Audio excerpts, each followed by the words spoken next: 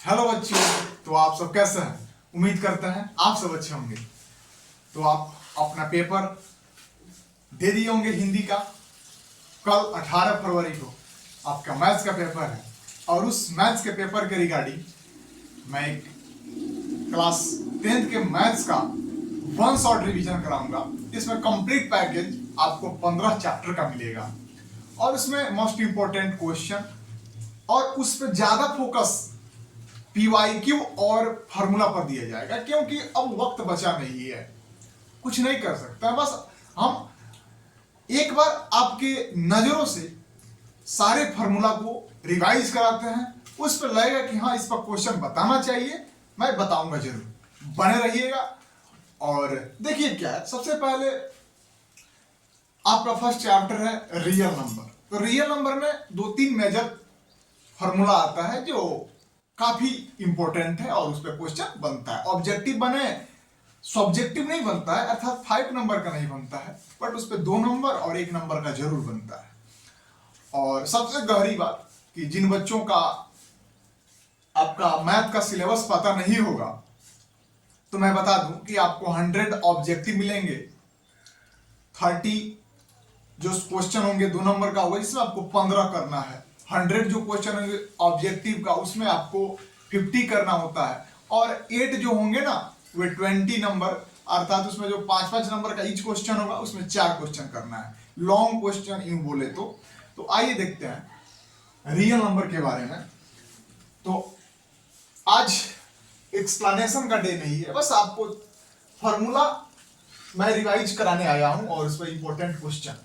तो देखिए HCF और LCM का गुना फर्स्ट संख्या और दूसरी संख्या के बराबर होता है। तो ये अभी आप क्या बोले, नहीं समझ में आया। देखिए क्या है, HCF दे देगा, LCM दे देगा, सेकेंड नंबर दे देगा, आपको फर्स्ट नंबर पूछेगा, फर्स्ट नंबर दे देगा, सेकेंड नंबर दे देगा, HCF दे देगा, LCM पूछेगा। सीधा सा फंडा है कि HCF गुना LCM यानी HCF H गुना L बराबर पहली गुना दूसरी संख्या। बात समझे? देखिए इस पर एग्जांपल मैंने सेट किया है। HCF दे दिया है 23, LCM दे दिया है 1449 और फर्स्ट नंबर दे दिया 161, सेकेंड नंबर पूछा है।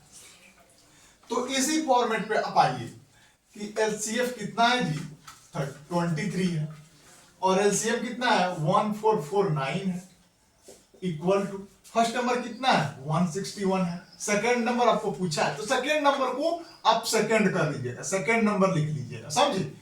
अब ये दो चीज जो गुना में है यहां आएगा, यहां से हट करके तो क्या आएगा, भागा में आएगा। 23 सत्य कितना होता है 161 होता है, और देखिए 7 गुना 14 और 0 और 9 आपका क्या हुआ, दूसरी संख्या होगा 209। अब कहिए कि भैया इतना फास्ट समझा रहे हो, तो भाई अभी फास्ट समझाने का ही वक्त है, क्योंकि अपन समय निकल गया है। बस आपको फॉर्मूला हमको रिवाइज कराना है ताकि आपको पेपर में जाने वक्त फॉर्मूला भूल ना पाए। जब फॉर्मूला आपको याद रहेगा तो पेपर इजीली आप अच्छा कर लीजिए। देखिए क्या दूसरा बात कि यूक्लिड विभाजन एल्गोरिदम, आप यहां से 120% चांस है कि आपके पेपर में ऑब्जेक्टिव या सब्जेक्टिव क्वेश्चन रहेगा।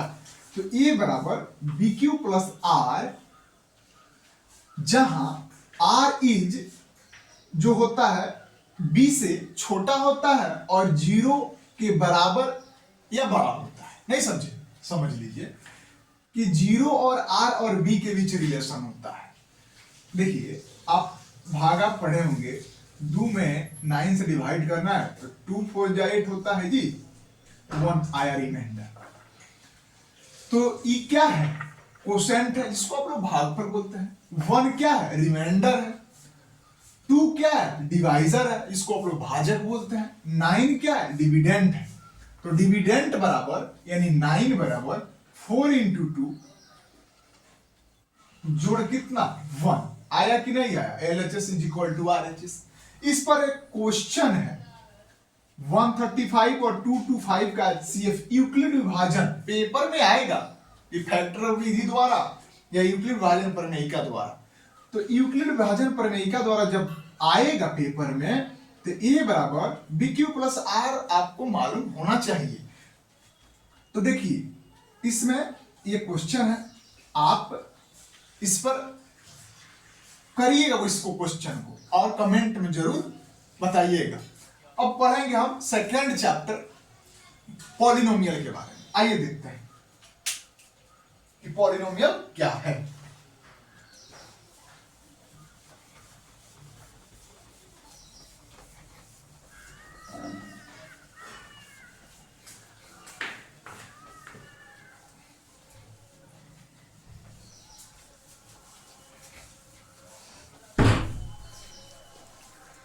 तो आइए स्टूडेंट देखते हैं पॉलिनोमियल के बारे में, यानी बहुपद के बारे में। ये आपका सेकेंड चैप्टर है, आपको मालूम है।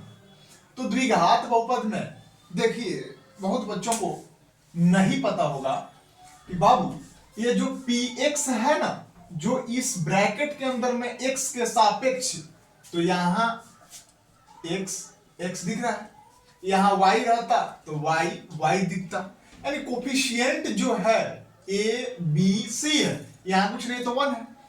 तो इसका जो जनरल फॉर्मूला होता है ax square plus bx plus c होता है, जहां a 0 के बराबर नहीं होता है। यदि a 0 के बराबर हो जाए तो लीनियर हो जाएगा ना, रैखिक हो जाएगा।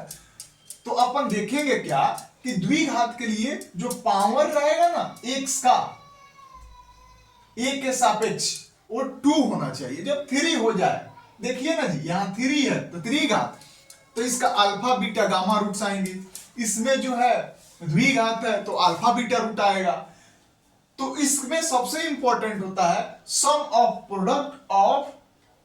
प्रोडक्ट यानी ऑफ रूट्स, यानी शून्यकों का योग अल्फा प्लस बीटा जो दे देगा माइनस बी बाई ए। क्या होता है माइनस बी बाई ए। शून्यकों का गुणनफल क्या होता है alpha into beta C by A. एक सबसे इंपॉर्टेंट क्वेश्चन आएगा 1 बटा अल्फा जो 1 बीटा बीटा दे देगा, पूछेगा कि आपका इसका मान बताइए। आप तो पढ़ के गए हैं कि सर नहीं भैया ये अल्फा प्लस बीटा है, अल्फा इंटू बीटा है। डायरेक्ट क्वेश्चन पूछ दिया, आपके साथ पेपर वालों ने खिलवाड़ कर देगा। आपको पूछेगा 1 बाई अल्फा जो 1 बाई बीटा, तो कुछ नहीं करना है, अल्फा इंटू बीटा आपका क्या हो गया, ये डिवाइड हो जाएगा और अल्फा प्लस बीटा ये डायरेक्ट मान होता है। तो कुछ नहीं करना है कि अल्फा प्लस बीटा ऊपर लिख दीजिएगा और अल्फा इंटू बीटा नीचे लिख दीजिएगा। जो अल्फा प्लस बीटा का मान होगा यहां रखिएगा, अल्फा इंटू बीटा का जो मान होगा यहां रखिएगा, डायरेक्ट आपका आंसर आएगा। अब देखिए त्रिघात बहुपद के लिए इसका जो जनरल फॉर्म होता है x square plus b x plus c x plus d क्या होता है x cube plus b x square plus c x plus d. ये 0 के बराबर नहीं होगा, ये 0 के बराबर हो जाए तो फिर द्विघात हो जाएगा। तो इसमें क्या होता है शून्यकों का योग में, तो इसमें alpha plus beta plus gamma, अर्थात इसमें 3 रूट निकलेंगे। द्विघात रहेगा तो 2 रूट निकलेगा, ये अल्फा बीटा गामा तो माइनस बी बाई ए। शून्यकों का गुणनफल का योग अल्फा प्लस बीटा अल्टरनेट देगा। देखिए ना ये अल्फा है बीटा है गामा है, एक बार अल्फा बीटा को पकड़ लीजिए, एक बार बीटा गामा को पकड़ लीजिए, एक बार गामा अल्फा को। से 1 2 3 होता है ना। आप कोऑर्डिनेट ज्योमेट्री पढ़े होंगे तो एक फॉर्मूला होता है ट्रायंगल का एरिया निकालने का सूत्र, तो x1 होता है y2 माइनस y3 होता है, तो 1 2 3 1 2 2 3 3 1 ऐसे होता है ना। तो सेम प्रोसेस यहाँ है। तो माइनस बी बाई ए हो गया क्या शून्यकों का जोगफल हो गया, शून्यकों का गुणनफल का जो देखिएगा क्या होता है सी बाई ए होता है, और शून्यकों का गुणनफल माइनस डी बाई ए होता है। नहीं समझे, ये जो लास्ट वाला होता है ना ये माइनस डी लिख दीजिएगा, और जो ये फर्स्ट वाला होता है ना यहां ये लिख दीजिएगा, समझे। अब अगला चैप्टर की ओर हम चलते हैं। अगला चैप्टर आपका क्या है देखते हैं। तो आइए चैप्टर 3 जो आपका है दो चर वाले रैखिक समीकरण, जो दो चर वाले रैखिक समीकरण। ये तो समीकरण रहेगा ही रहेगा, लेकिन इसमें दो चर रहेंगे। दो चर नहीं समझे, समझिएगा भी नहीं अभी, क्योंकि समझने की बात जरूरत नहीं है, बाद में समझिएगा। देखिए क्या है x और y दो चर है, x है और y है। C1 क्या है कांस्टेंट टर्म है, C2 क्या है, कांस्टेंट टर्म है। E क्या है, एक्स वाई क्या है। देखिए दो चर यानी एक्स हो वाई हो, तीन चर एक्स वाई जेड हो, अल्फा बीटा गामा हो, इसमें क्या हो अल्फा बीटा हो, नहीं समझिए। तो मेनली हम चीजों को एक्स वाई जेड लेते हैं, एक्स वाई लेते हैं, ये रूट्स के निकालने के टर्म में आता है अल्फा बीटा गामा, समझे। तो देखिए इसमें इंपॉर्टेंट क्या है, जब आपको दे देगा कंडीशन देगा a1 बटा a2 does not equal to माने बराबर नहीं है b1 बटा b2 के, तो इसका जो हल होगा यूनिक हल होगा, और इसका जो ग्राफीय निरूपण होगा प्रतिच्छेद रेखा होगा। ऐसे ही लाइन आएगी, समझे। ये प्रतिच्छेद रेखा का एक दूसरे को कट करेंगे, इंटरसेक्ट करेंगे। दूसरा है a1 बटा a2 बराबर है b1 बाई b2 और c1 बाई c2 बराबर नहीं है। तो इसमें जो हल होता है ना, कोई हल नहीं होगा, एग्जिस्ट नहीं करेगा सॉल्यूशन, और इसका जो ग्राफीय निरूपण होगा समानांतर रेखा हो जाएगा, यही समानांतर रेखा। अब देखिए तीसरा है a1 बटा a2 बराबर है b1 बाई b2 बराबर है c1 बाई c2 के, तो इसका जो होगा अनंत हल होगा, नहीं किसी एक चीज पर ये डिपेंड नहीं होगा, इसके बहुत सारे सॉल्यूशन निकलेंगे, और ये जो होगा क्या होगा समपाती रेखा होगा। और इसको एक बार फिर से आप देख लीजिएगा क्योंकि इंपॉर्टेंट है, यहां से पक्का आएगा बाबू। देखिए अब ये समपाती रेखा क्या है आपको हम बताते हैं। देखिए समपाती रेखा या मेरे फिंगर से समझिएगा, ये एक फिंगर है और इस पर एक चढ़ गया, यही क्या है समपाती रेखा। नहीं समझे, यहां तक भी नहीं समझ रहा, आइए देखिए। तो इसे मान लीजिए एक लाइन ड्रॉ किया मैंने, अब इसी लाइन के ऊपर दूसरा लाइन हाई चढ़ गया, तो इसे क्या बोलते हैं समपाती रेखा बोलते हैं। आइए अब चौथा चैप्टर में देखते हैं द्विघात समीकरण की। हम पढ़ेंगे क्वाड्रेटिक इक्वेशन अर्थात द्विघात समीकरण के बारे में। किसके बारे में, द्विघात समीकरण। आपको पता होना चाहिए कि जिसका पावर 2 द्विघात, जिसका पावर 3 त्रिघात। अब देखिए द्विघात का जनरल फॉर्मूला होता है जिसको सामान्य सूत्र बोलते हैं। क्या होता है देखिएगा, एक square plus b x plus c where a 0 के बराबर नहीं होना चाहिए। अब डी जो निकालने का सूत्र होता है बी स्क्वायर माइनस 4ac, ये डी निकालने का सूत्र है। इसको डिस्क्रिमिनेंट है, विविक्तार विवेचक जो भी समझिए, ये क्या है डिस्क्रिमिनेंट है, विवेचक है, विवेक्तार है। जो भी इक्वेशन दे देगा केवल कहेगा आपसे डी का मान बताइए। इसे मान लीजिए x square plus 7x plus 10 दे दे, अब इसमें क्या दे दे 0 दे दे।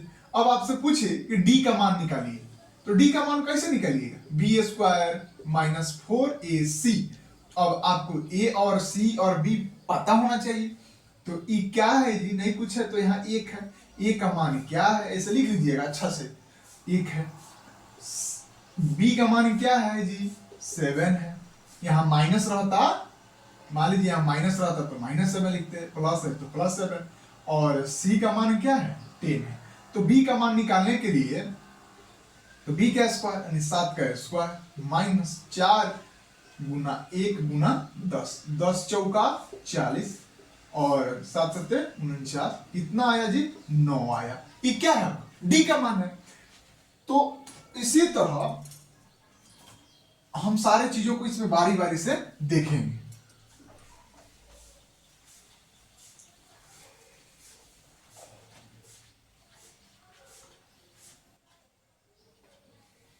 अब देखिए इसमें एक चीज होता है डी इज ग्रेटर देन 0, तो इसका जो होता है दो भिन्न वास्तविक मूल, ये पॉजिटिव निगेटिव दोनों हो सकता है, ये बात नहीं समझे।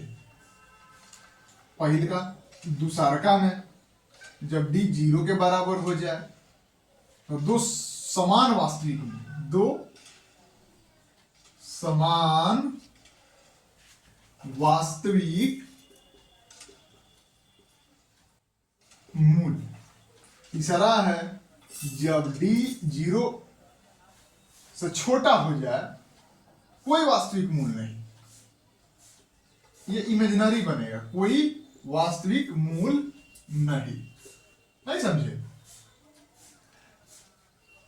ये अर्थात ये इमेजिनरी बनेगा। इमेजिनरी को ही क्या बोलते हैं? काल्पनिक। आप 10th पास कर लीजिएगा ना, तो आप जब 11th में जाइएगा तो वहां आपको मिलेगा कॉम्प्लेक्स नंबर के बारे में। कॉम्प्लेक्स नंबर जिसको हम लोग सम्मिश्र संख्या बोलते हैं, a प्लस आयोटा b के रूप की जो चीजें होती हैं ये रियल है और ये जो आयोटा के साथ है इमेजिनरी है। इसे 3 plus 4 iota minus 2 iota minus 1 plus 0 into iota हो सकता है, नहीं समझे? तो सभी वास्तविक संख्या ये इमेजिनरी हो सकती है, नहीं समझे? देखिए ना यहां है, तो ये आगे चल के आपको पढ़ने को मिलेगा।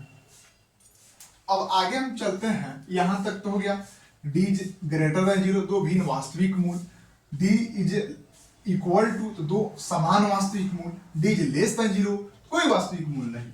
अब दे देगा, जब इक्वेशन है यहाँ x का मान जब दे दे तो minus B plus minus root D by 2 है, डायरेक्ट मूल निकलता है यहां से। अब d का मान क्या है? यहाँ है, तो एक बार देखिएगा x बराबर जो होगा माइनस बी प्लस माइनस यहाँ बी स्क्वायर माइनस 4ac बटा क्या जी 2a, ये आपका यहां से निकलेगा, समझे? तो d का मान आपको पता होना चाहिए, ये d का मान है। चलिए अब आगे देखते हैं।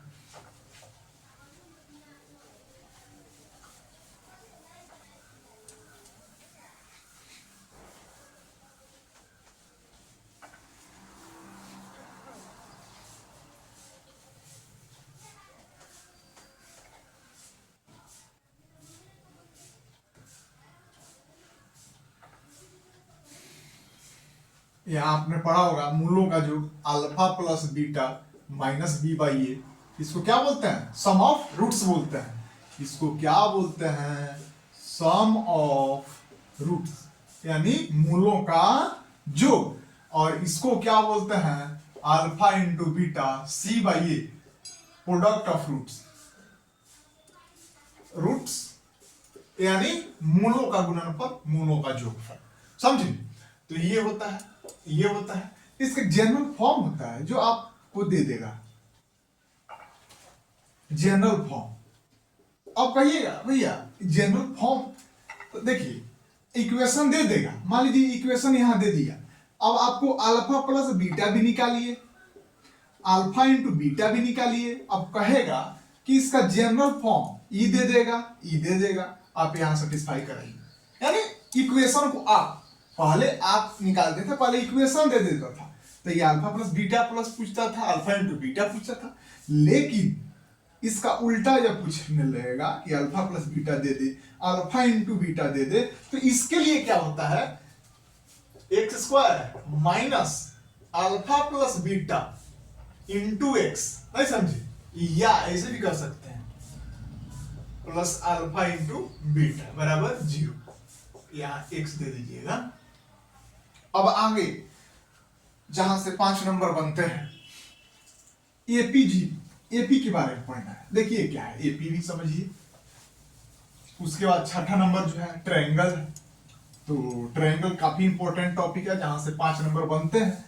और मैं अपने चैनल चंपारण पाठशाला पे पाइथागोरस थ्योरम, आप जब यूट्यूब पे सर्च कीजिएगा Thales theorem and Pythagoras theorem, मैंने 2 थ्योरम काफी इंपॉर्टेंट पढ़ाया है, अच्छे तरीकों से समझाया, एक चीजों को तोड़ तोड़ करके समझाया। यूट्यूब पे सर्च कीजिएगा और आज उसको देख लीजिए, 5 नंबर पक्के कंफर्म हो जाएंगे। उस बात से पहले हम आ जाएंगे, आइए हम देखते हैं एपी में। एपी में क्या देखेंगे? अरिथमेटिक प्रोग्रेशन, अरिथमेटिक प्रोग्रेशन, जिसको हम लोग समांतर श्रेणी बोलते हैं, समांतर श्रेणी। जब आप 12th में जाइएगा, 11th 12th में जाइएगा तो उसमें जीपी पढ़ना होता है, एचपी पढ़ना होता है, फिर geometric progression, HP harmonic progression.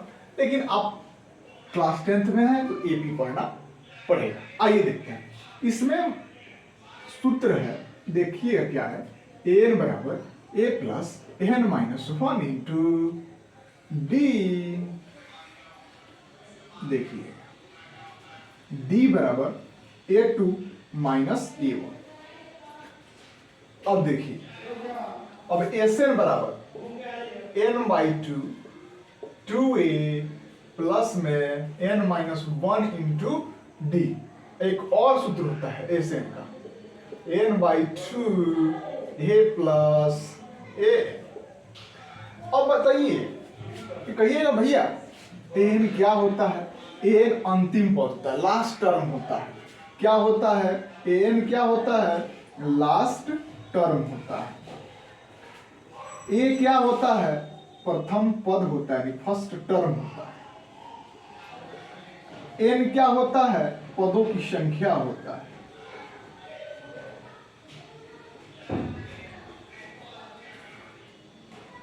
और Sn क्या है?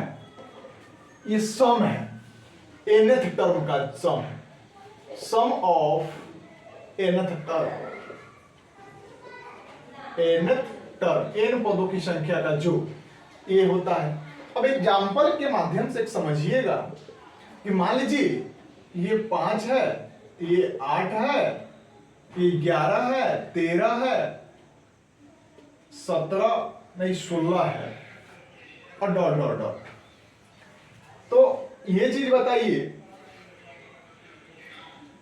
कि इसमें an बराबर क्या होगा, a बराबर क्या होगा, d बराबर क्या होगा, n बराबर क्या होगा, Sn बराबर क्या होगा, ये चीजें हैं। और ये लास्ट टर्म 31 है, 31। तो a यानी प्रथम पद कितना है? 5, दूसरा माइनस पहला, दूसरा माइनस पहला, दूसरा माइनस पहला। अब देखिए पहला, दूसरा, तीसरा, चौथा, पांचवा, छठा, लास्ट तक 31 है। कितना पद है इसमें? तो a का मान 5 है, तो 8 में से 5 गया 3, इसका भी डिफरेंस 3, 11 में से 8 गया 3, 13 में से 11 गया, यहाँ 14 होगा, यहाँ तो फिर कितना होगा? 17 होगा। और d का मान कितना है? 3 है। n पता करना है, Sn पता करना है। तो आप इजिली इस फॉर्म पे आप बैठा लीजिएगा तो आपका प्रॉब्लम सॉल्व हो जाए। तो अब हम पढ़ेंगे ट्रायंगल के बारे में। ये जो छठा जो टॉपिक है ये ट्रायंगल के बारे में। तो देखिए सबसे दे देगा कि आपको तो 5 नंबर में आएगा कि सिद्ध करने के लिए थेल्स का थेल्स दे दे, थेल्स का विलोम दे दे, पाइथागोरस दे दे, पाइथागोरम्स का विलोम दे दे, कॉन्ग्रुएंसी क्या होता है, सिमिलरिटी क्या होता है। तो देखिए इसमें आपको हम कुछ चीजें बताते हैं। ट्रायंगल है, ये ट्रायंगल है, ये ब्रीथ है, ये ब्रीथ है, समान शेप रहेगा बट इसका जो लेंथ है, आकृति सेम है लेकिन जो साइज है बड़ा है। तो कॉन्ग्रुएंसी का मतलब होता है समान शेप प्लस समान साइज, लेकिन सिमिलरिटी का मतलब शेप तो समान होगा लेकिन साइज छोटा होगा, साइज बराबर नहीं होगा। तो कॉन्ग्रुएंसी इसमें पूछता है, कॉन्ग्रुएंसी एंड सिमिलरिटी यानी सर्वांग समता प्लस समरूपता, समान साइज प्लस समान शेप, सर्वांग समता, समान साइज बट डिफरेंट शेप नहीं, समान शेप बट डिफरेंट साइज क्या होता है? सिमिलरिटी होता है। अब आगे चैप्टर, इस पे तो बहुत लंबा चैप्टर है और इसका विश्लेषण अभी नहीं हो सकता है इस वीडियो के माध्यम से क्योंकि अपन कम समय बचा है ना। तो आइए हम 7 नंबर जो चैप्टर है इसमें, क्योंकि इसमें ज्यादा फॉर्मूला है नहीं, जो 7 नंबर चैप्टर है उसमें काफी फॉर्मूले हैं जिसका कोऑर्डिनेट ज्योमेट्री के नाम से हम लोग समझते हैं। देखिए क्या है कोऑर्डिनेट ज्योमेट्री, जो 7 नंबर जो चैप्टर है, निर्देशांक ज्यामिति। सबसे पहले आप आइए इस क्वाड्रेंट के बारे में हम समझते हैं, यहां से क्वेश्चन आएगा तो आएगा। ये एक्स एक्सिस है, ये एक्स डैश है, ये वाई है, ये वाई डैश है। माने हाई एक्स की तरफ जाइए अपने दाहिने तरफ तो ये पॉजिटिव है, इस साइड जाइएगा तो निगेटिव है, ऊपर जाइए तो ये पॉजिटिव है। तो देखिए ई पॉजिटिव तो ई पॉजिटिव, ई निगेटिव तो ई निगेटिव। अब देखिए सीधा सा बात, और ये मूल बिंदु जो होता है इसका निर्देशांक क्या होता है? 0 0।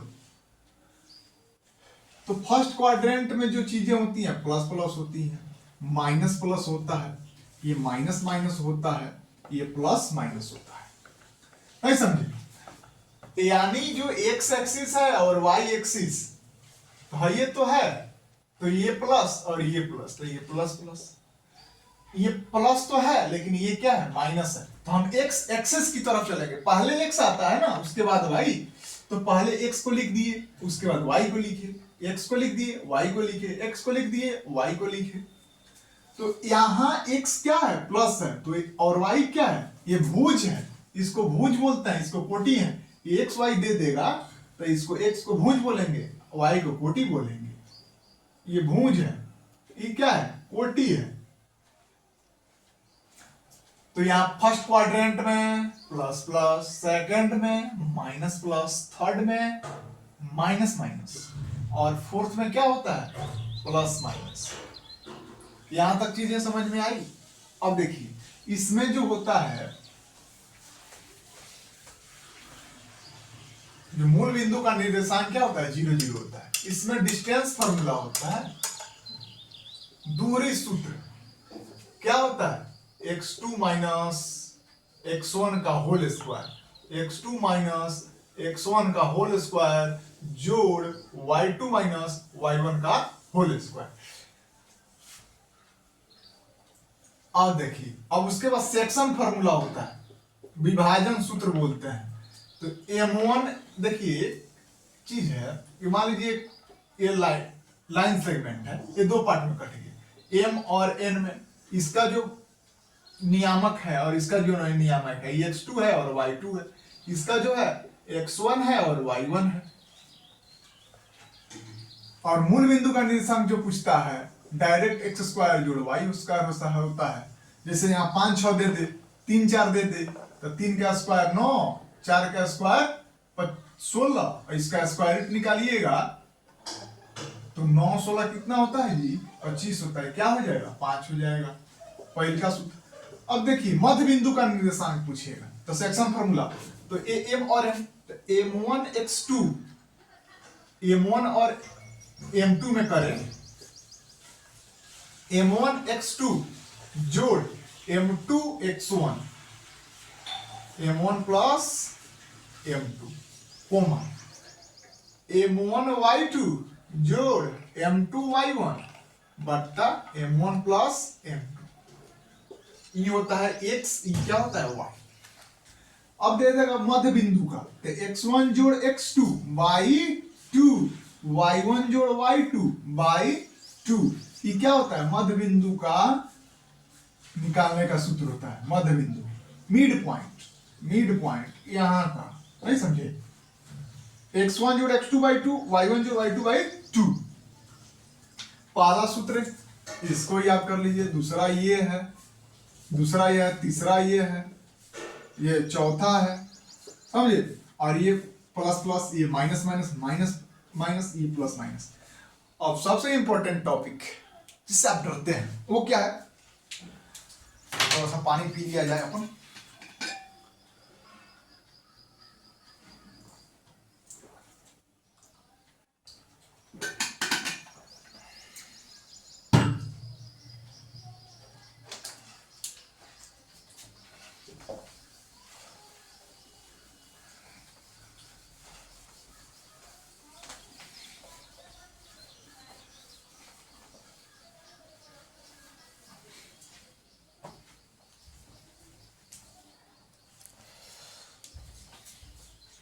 आइए हम ट्रिगो के बारे में पढ़ेंगे, ट्रिगोनोमेट्री,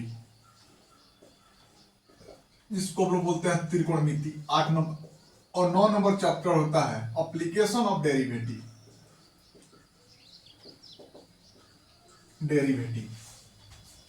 यानी त्रिकोणमिति का कुछ अनुप्रयोग है, सम एप्लीकेशन ऑफ ट्रिगोनोमेट्री इसको बोलते हैं। समझे? तो अभी हम पढ़ेंगे ट्रिगो के बारे में, सारा फॉर्मूला को रिवाइज कराते हैं। आइए बारी बारी से। सबसे पहले आपको मालूम होना चाहिए 6 त्रिकोणमितीय रेशियो होता है, sine theta, cos theta, tan theta, cosec theta, sec theta और कॉट थीटा। तो साइन का उल्टा यानी पी बाई एच होता है, और इसमें मेनली हम राइट एंगल ट्रायंगल के बारे में पढ़ते हैं। क्या पढ़ते हैं? Right angle triangle.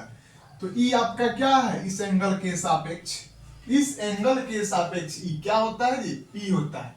और ये जो बेस लाइन है इसको बी बोलते हैं, जहां 90 डिग्री बनता है, और इसको क्या बोलते हैं? एच बोलते हैं। इसको बोलते हैं कर्ण, इसको आधार, इसको लंब। इस एंगल के सापेक्ष जब इस एंगल के सापेक्ष बोलिएगा तो ये P हो जाएगा, तो ई जब P हुआ करता था तो ये B हो जाएगा, यानी ये इंटरचेंज हो जाता है। यहां जब P रहेगा तो ये B हो जाएगा, जब इस एंगल के सापेक्ष आइएगा तो ये जो है P हो जाएगा तो ये B हो जाएगा। समझे? अब देखिए cos थीटा क्या होता है? B बाई एच होता है। tan थीटा क्या होता है? P बाई B होता है। तो साइन का उल्टा क्या होता है? cosec theta. ई क्या होता है जी? उलट दीजिए ना, h बाई पी होता है। कॉस का उल्टा क्या होता है? Sec theta. इसका उलट दीजिए, h बटा b होता है। tan का उल्टा क्या होता है? cot theta. ई क्या होता है? b बटा p होता है। यहां तक चीजें हो गई। अब देखिए इसमें रिलेशन होता है साइन स्क्वायर थीटा जोड़ cos square theta is equal to क्या होता है? 1 होता है।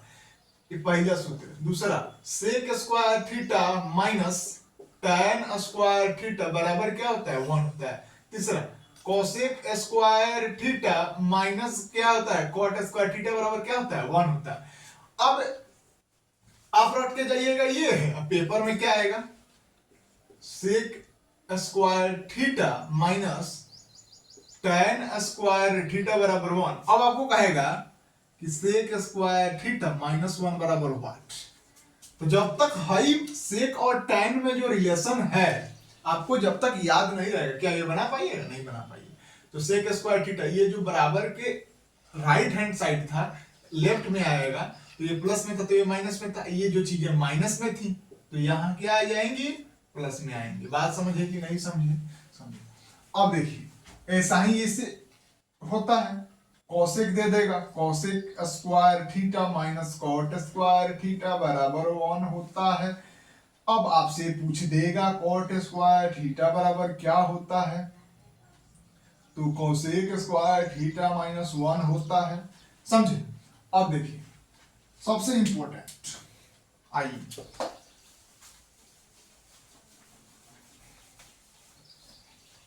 आज जब तक आपको त्रिकोणमिति का 0 degree, 45 degree, 60 degree, 30 degree, 90 degree मान याद नहीं रहेगा, आपसे कोई रैंडम पूछे कि बताइए साइन 45 का मान क्या है, तो आपको बताना है 1/√2 है। साइन 90 का मान क्या है? 1 है। डायरेक्ट अब हम चार्ट नहीं बना पाएंगे ना, चार्ट बनाने का जरूरत नहीं है, और डायरेक्ट याद करिए। ज्यादा आपको दिक्कत है तो आपके बुक में चार्ट दिया रहेगा, 5 मिनट लगेगा मैक्सिमम, और जब उस चार्ट को आप एक बार रिकॉल कर लीजिएगा ना, इंपॉर्टेंट क्या होता है, एक बार 30 डिग्री का देख लीजिएगा, 45 डिग्री का देख लीजिएगा, 60 डिग्री का देख लीजिएगा। देखिए ये 45 में क्या होता है? Sine theta cos theta equal होता है, यानी 1/√2 होता है, और tan थीटा क्या होता है? 1 होता है। अब जब साइन का उल्टा क्या होता है? कॉसेक। कॉसेक का उल्टा क्या होता है? सेक। तो ये उल्टा जब कीजिएगा तो कॉसेक और सेक का मान क्या हो जाएगा? √2। अब कहिए कि 1/√2 है, इसका उल्टा कैसे करेंगे? तो लिखना दो जी √2/1, लेकिन 1 नहीं लिखेंगे, यहाँ √2 हो जाएगा, क्योंकि 1.414 मान होता है, और वहां 1 कर दीजिए, कोई अपन इशू नहीं है। साइन 30 डिग्री का मान पूछे तो क्या बताइएगा? 1/2। कॉस 60 का मान पूछे तो क्या बताइएगा? 1/√2। समझे? यहां से tan 45 का मान पूछे तो क्या बताइएगा, 1 बताइएगा। यहां आपसे कुछ पूछ दे cos थीटा बराबर 4/5 है, तो सभी त्रिकोणमितीय अनुपात निकालिए। तो सभी त्रिकोणमितीय अनुपात निकालने का मतलब आप साइन निकालिए, कॉस निकालिए, टैन निकालिए, कॉट निकालिए। कॉस तो आपको मालूम है, लेकिन आपको 5 निकालना है, तो ये 5 नंबर में आ सकता है। अब देखिए 9 जो चैप्टर है इसका एप्लीकेशन है। अब आपसे उसमें दो ही चीज तो है, एक अवनमन कोण, एक उन्नयन कोण। आप नीचे से ऊपर की तरफ आप धरती के पैरेलल हैं और छत की तरफ ताक रहे हैं, यानी देख रहे हैं, तो उसको बोलते हैं उन्नयन, एंगल ऑफ एलिवेशन। और जब ऊपर से छत के पैरेलल से आप नीचे की तरफ देख रहे हैं तो ये क्या होता है, एंगल ऑफ क्या, डिप्रेशन, अवनमन होता है। नहीं समझे, बताते हैं, देखिए क्या है।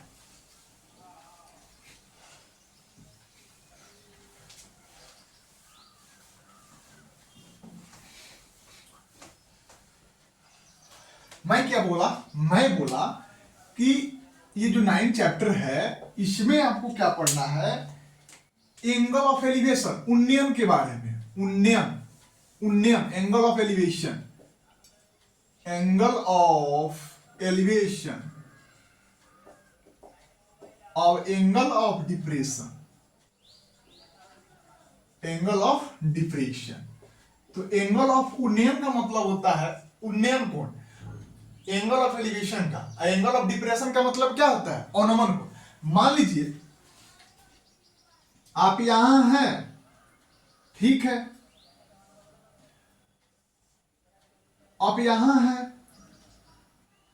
तो आप इस, ये आपका खंबा है, आप यहां हैं, ठीक है।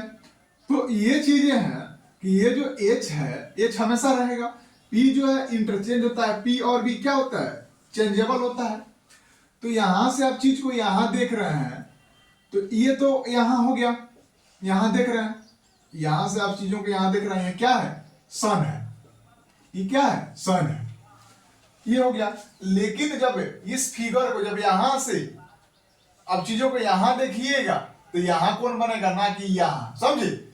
बहुत बच्चे ऐसे करते हैं, जब ये होता है डायग्राम तो आप यहां करने लग जाते हैं, लेकिन ये सारा सर गलत है, इसके एंगल के सापेक्ष। अब देखिए ये कितना है, मान लीजिए कुछ है x है, ये कितना है 90, जब यहां तो यहां कितना, यहां भी x होगा, नहीं समझे। यहां 30 डिग्री है तो यहां भी 30 डिग्री होगा, यहां 45 है तो यहां भी 45 होगा, यहां 60 है तो यहां क्या होगा, 60 होगा। कहिए कि बहुत तेज पढ़ा रहा है मास्टर, मास्टर इसलिए तेज पढ़ा रहा है कि आपका आज रिवीजन क्लास चल रहा है। ये फाउंडेशन क्लास नहीं है, ये रिवीजन क्लास है। रिवीजन ऐसा ही किया जाता है, अपन एकदम से फटाफट देखे और चले गए पेपर देने। ये रामबाण साबित हुआ आपके लिए। हो गया। अब देखिए 10 नंबर जो चैप्टर है उसका आइए कुछ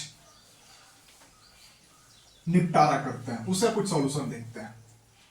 उसमें जो 10 नंबर जो चैप्टर है उसमें सिद्ध करने के लिए एक्सटर्नल जो टेंजेंट के बारे में आपको पढ़ना होता है। जो 10 नंबर जो है सर्कल के बारे में हम पढ़ना होता है। हम सर्कल के बारे में कुछ चीजें बताते हैं, आप समझ लीजिएगा। ये मान लीजिए ये आपका सर्कल है, थोड़ा सा चपटा है, तो ये मिड पॉइंट है, सेंटर है, यहां से इसका दूरी क्या हुआ, आर हुआ। इसको क्या बोलते हैं, रेडियस बोलते हैं। हाई जो है इसको क्या बोलते हैं, इसको बोलते हैं परिधि, सरकमफ्रांस। हाई जो बीच का जो एरिया घेरा है ना, हाई साहब, आप खेत जाते हैं, आपका खेत या तो रेक्टेंगुलर होगा या स्क्वायर के रूप में होगा, समझे। तो हाई जो डरेरे डरेरे जाते हैं ना, हाई डरे, ये आपका परिमाप है।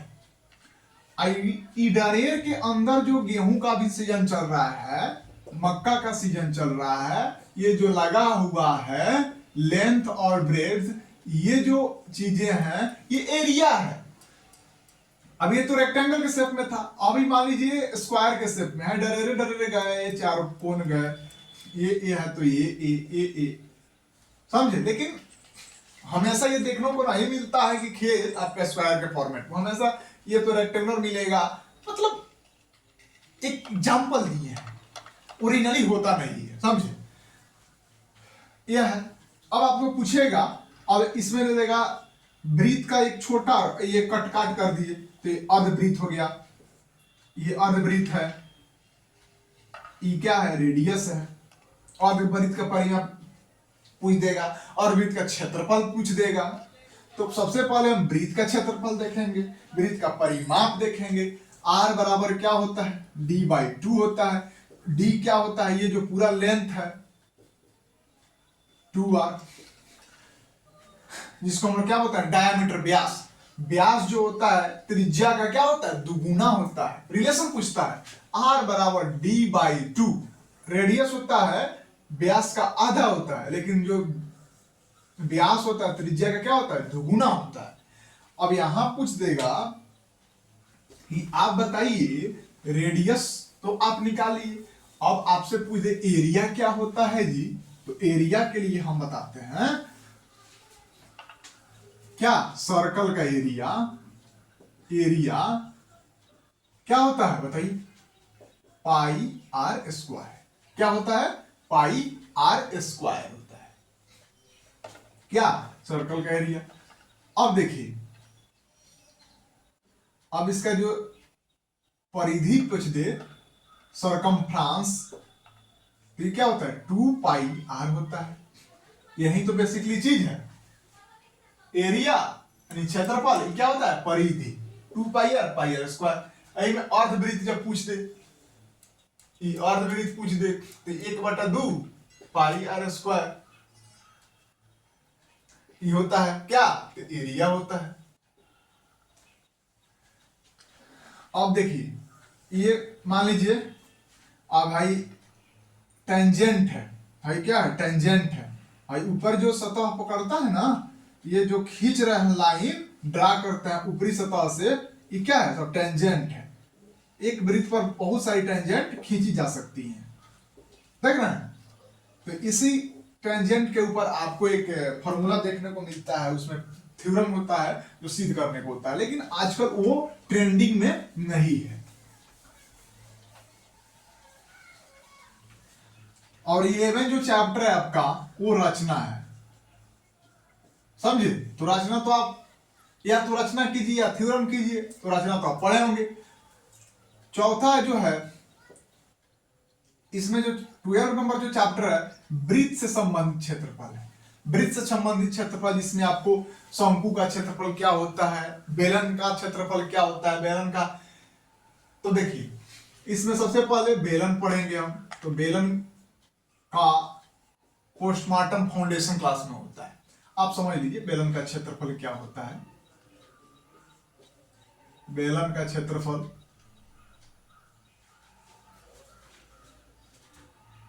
1/2 पाई आर स्क्वायर एच होता है।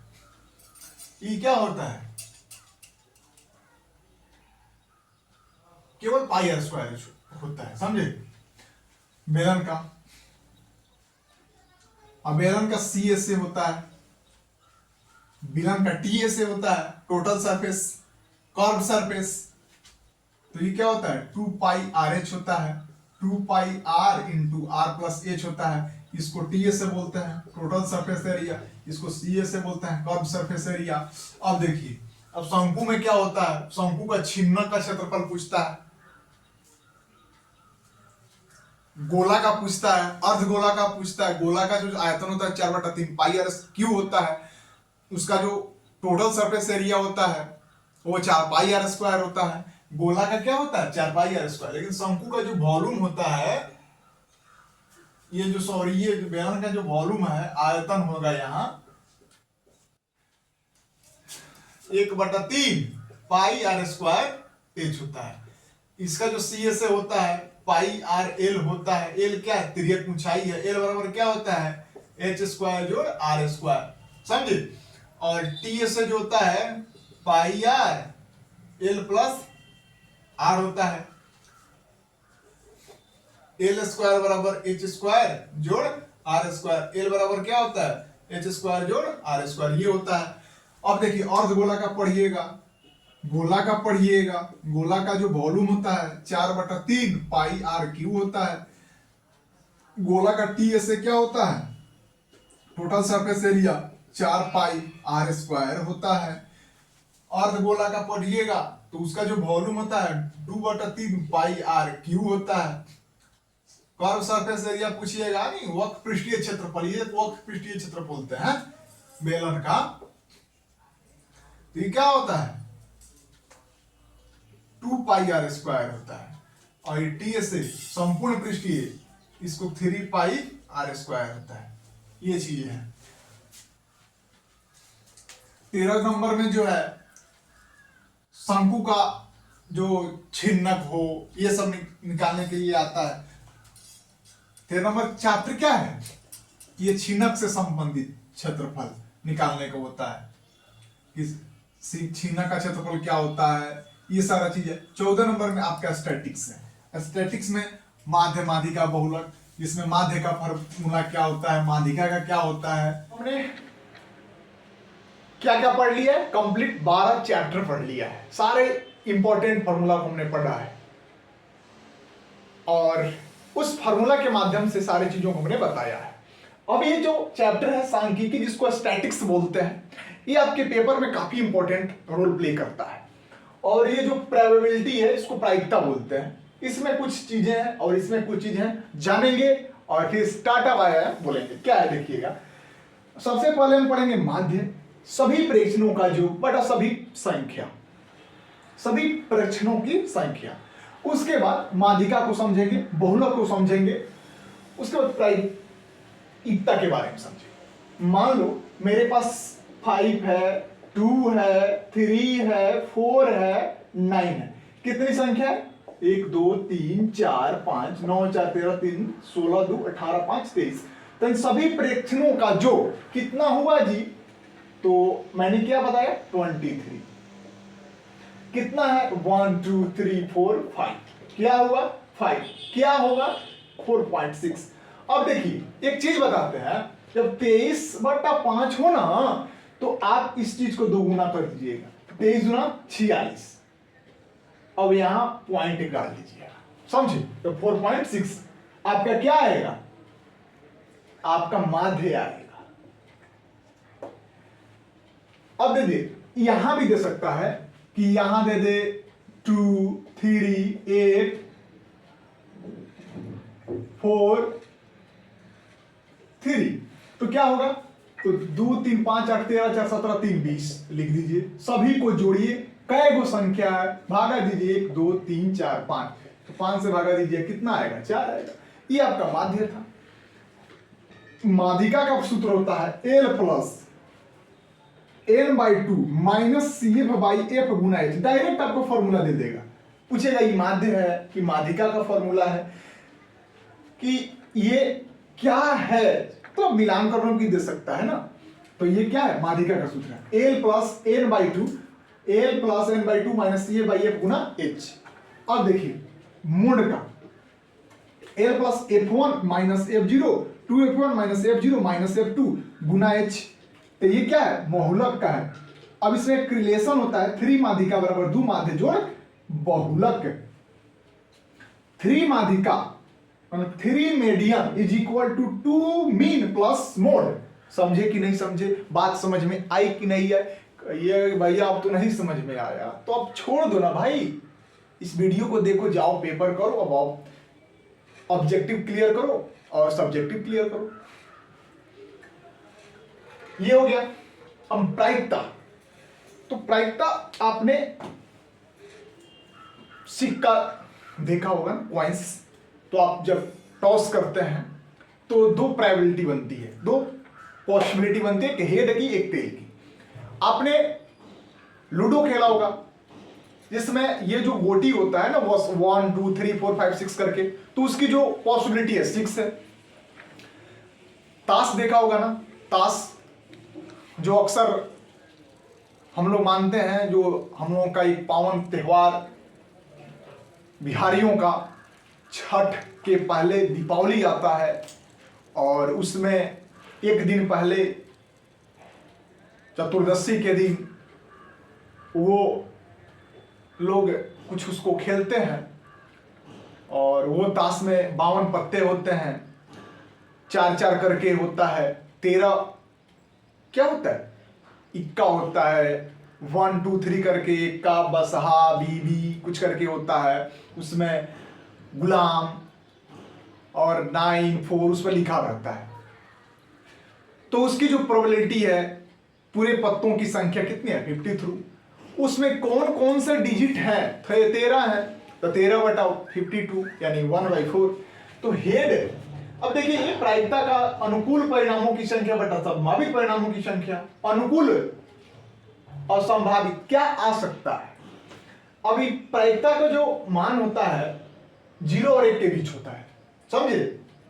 पीई यानी होने की प्रायिकता और ना होने की प्रायिकता का मान क्या होता है, 1 होता है। अब पूछ दे कि पी ना होने की प्रायिकता, तो 1 के बाहर इसको लाइए तो 1 - पी हो जाता है। पी ना होने की प्रायिकता, सिक्का उछालने पर या तो हेड आएगा या तो तेल आएगा, एक सिक्का उछालिएगा तो 2 उठाइएगा तो 4 आने की संभावना है, या तो हेड आएगा या तो हेड तेल आएगा या तो तेल आएगा या तो तेल हेड आएगा। जो देखिए मैंने किया है, हेड तेल, तेल हेड तेल तेल, 3 सिक्का उछालिएगा तो इसमें हेड और तेल आएगा।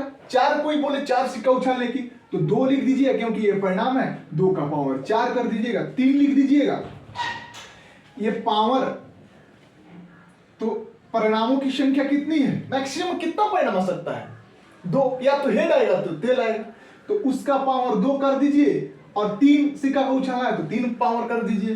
कितने परिणाम की संख्या है, 8 आएगा, समझे।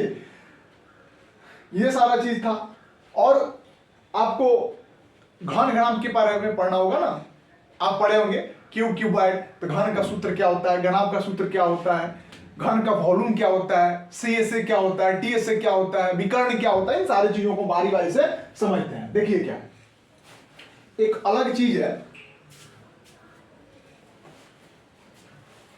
देखिए घन घनाभ चीजों को समझते हैं। घन का जो वॉल्यूम होता है क्या होता है, घन का क्षेत्रफल क्या होता है, ये सारे घन का विकर्ण क्या होता है, इसका क्वेश्चन आएगा, डायरेक्ट आएगा। ये क्या है, ये स्क्वायर के शेप में है,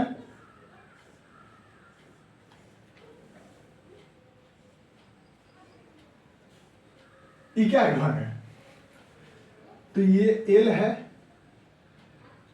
और क्या है, ये क्या है, ये मान लीजिए, मान लो ये क्या है, एल, ये क्या है, बी, ये क्या है, एच, ये है ना।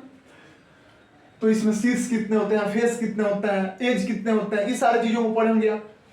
अब देखिए घनाभ के बारे में, घनाभ का जो शेप होता है ये क्या होता है, रेक्टेंगुलर होता है। आइए देखते हैं, ये हुआ, ये हुआ, ये हुआ और ये हुआ, ये घनाभ है। ये क्यूब है, ये क्या है, क्यूबॉइड है। इसका जो वॉल्यूम होता है एल क्यू होता है, सारा एल है, एल है, एल है, तो एल गुना एल गुना एल, लेकिन ए एल है, ये बी है, एच है, लेकिन ये तो इक्वल होता है ना ये सारा, तो ये क्या होता है, एल गुना बी गुना एच, एल गुना बी गुना एच होता है, लंबाई गुना चौड़ाई गुना ऊंचाई, क्या है, वॉल्यूम है। अब देखिए, अब इसमें देखिए क्षेत्रफल क्या होता है, 6L² होता है। इसका क्या होता है जी, 2 × LB जोड़ BH जोड़ LH होता है। इसका जो विकर्ण होता है डायगोनल, L² जोड़ B² जोड़ H², ये क्या है, एरिया है। अब इसका जो डायगोनल होता है L² जोड़ L² जोड़ L², तो 3L² तो √3L कर दीजिए, A√3, L√3, यहाँ A√3, यहाँ A माने रहते तो A√3 होता, L माने हैं तो L√3 है। ये समझे कि नहीं समझे, ये चीजें थी। और मैंने सारे चैप्टर को कंप्लीटली आपको रिवाइज कराया है, और उम्मीद करता है कि ये चीजें आपको अच्छा लगेंगी, और ये मेरा मेहनत आपको इस एग्जाम की अंतिम समय में काफी रामबाण साबित होगा। मैं तो कुछ ज़्यादा नहीं कर सकता हूँ ना, क्योंकि एग्ज़ाम बहुत नज़दीक है, एक दिन बचा हुआ है। और मेरा कोशिश था कि एग्ज़ाम से पहले ये रामबाण कुछ दिया जाए, तो टॉनिक दिया जाए, बच्चों तक पहुँचे।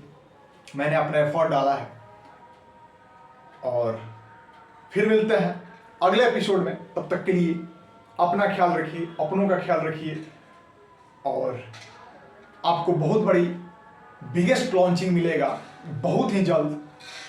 एक नया बैच फ्रेशर्स के लिए